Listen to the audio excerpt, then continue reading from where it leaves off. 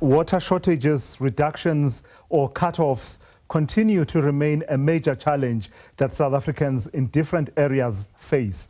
This past week, we witnessed water protests in Mmabatho, just outside Mahikeng and Westbury in Johannesburg.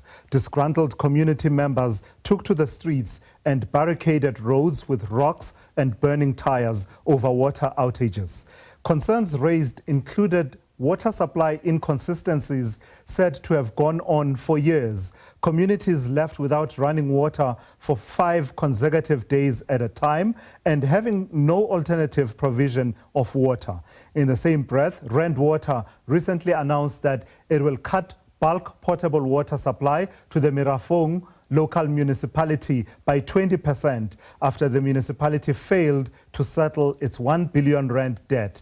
According to the water utility, the reduction is deemed necessary to curb further debt accumulation since the negotiations between the two parties have collapsed and Merafong has failed to honor its financial obligations. So let's take the conversation forward now. I'm joined by the Deputy Minister of Water and Sanitation, David Mahlobo, as well as the Rand Water spokesperson, Makinosi Maruo, who joined me now for that conversation. Deputy Minister, let me start with you. These protests that I was alluding to, and I suppose the one that really came under the spotlight was the one in Westbury, in Joburg, but there was that one in Mahikeng as well. Just those two protests and the issues raised there. And I know that you don't supply water directly to communities, but ultimately people hold your government responsible for whatever the plight is and however it cascades to the local level. How do these protests that we saw and the issues raised therein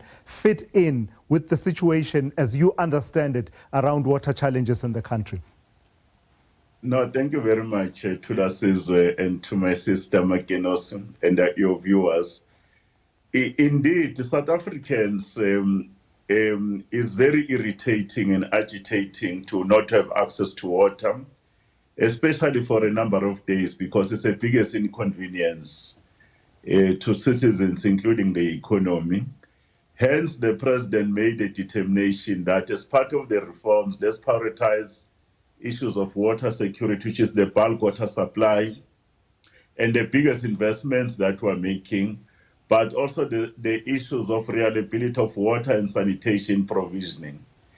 In the main, we've agreed that also local government must be reformed because it's the most important sphere of government closest to the people, but it is plagued by a number of challenges, whether objective or subjective. In the main here, Tula Sizwe, in as much as the country might have issues of water availability secured in terms of bulk, while at the very same time we must do certain things. Municipalities over time, Tula Sizwe, they have not invested in terms of water infrastructure to ensure reliability of supply and provisioning for quite some time. That's why when you look at the situation in Johannesburg, they made an important decision to ensure that Johannesburg Water is their ring-fence entity, but that entity will not be in a position to deal with all the challenges in terms of the backlog, in terms of investment. They've been investing less than R1 billion over for some time, when per year that they were requiring about R3 billion. Yeah. This has caught them up, but at least the current mayor, Comrade Data, has started to invest. His investments are not adequate. They are trying to fix the reservoirs. They have about more than 44 reservoirs, only about 22 that needed to be fixed. They are doing that particular work, and it's taking a little bit of some time.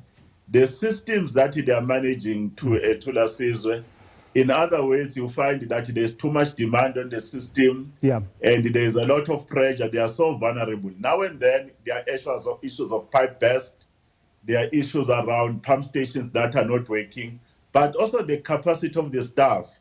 Do they have the right numbers? Do they have the tools of trade? That if a pipe bursts, will they be able to respond on time? The last point is their ability to communicate with citizens, ensure that whatever temporary measure you put in place, it is responsive and is actually timeless in terms of what the people need. That's one of the biggest challenges that we do. But as national government, there's a water secure platform for Gauteng, working with National Treasurer, working with World Bank, And Randwater and other entities are helping these municipalities to deal with the issues, but there is indeed an inconvenience to a citizen. As the bulk water supplier on your side, Makinosi, you've had to deal in the last few days with the situation relating to Merafong local municipality. Just tell me about that situation and how it fits in with the broader problem that you face of municipalities that owe you a lot of money. I know that I've spoken to the Deputy Minister about your plight and the implications of that debt on your books as well.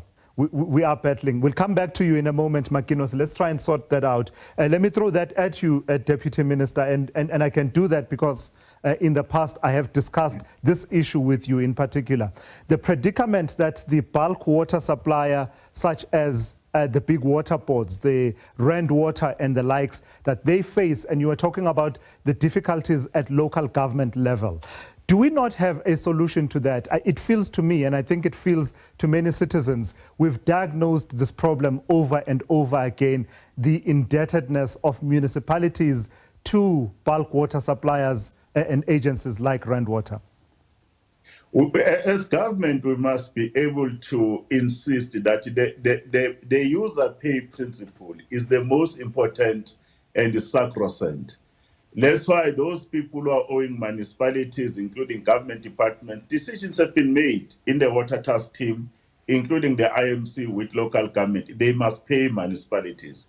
Equally, municipalities, they must pay ESCOM and pay water boards. The decision that has been made by Randwater to actually do restriction around water supply, it does not necessarily mean they are giving zero water to Merafong municipality. Merafong, I spoke to them. They've defaulted on the agreement they've made. Remember, Minister Majodina, we've spoken to all the premiers, we're trying to assist them, but some of these municipalities, they don't honor their agreements. When they don't honor their agreements, we encourage our water boards to be very stringent. But not only that, some of them, they can't pay. That's why we're saying a mechanism to look at water supply and revenue management, like what we're doing at Mfulen with the special purpose vehicle, where we can look at the water system from end to end until to the customer.